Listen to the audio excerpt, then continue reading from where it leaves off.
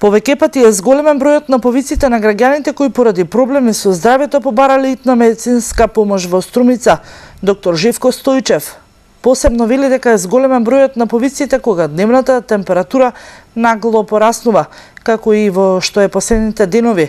Најголемиот дел од граѓаните се јавуваат во итната медицинска помош поради акутни фебрилни инфекции, а има и зголемен број на пациенти со проливи и повраќања.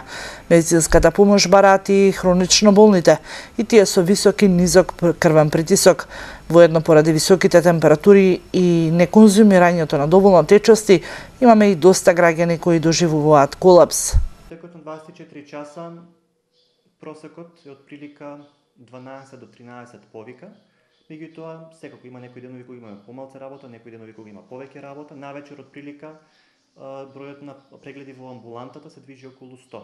Значи за 12 часот, 7 часот навечер до 7 наутро. Така да бројот е зголемен.